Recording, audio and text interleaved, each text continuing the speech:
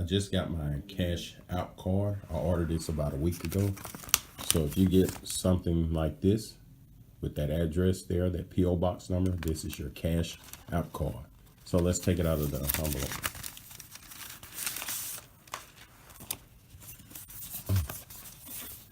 As you can see, it has the Visa, the dollar sign with the Visa.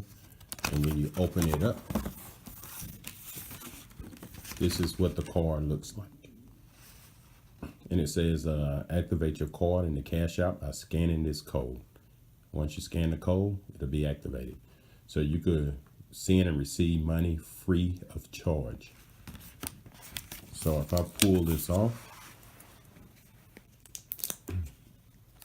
in the back side, it has my number on it and everything. So it is a debit card. So I'm gonna zoom in on it so you can have a look.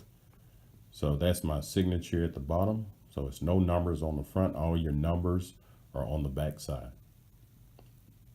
So if this video helps, subscribe to my channel and visit my website at www.weldingandstuff.net.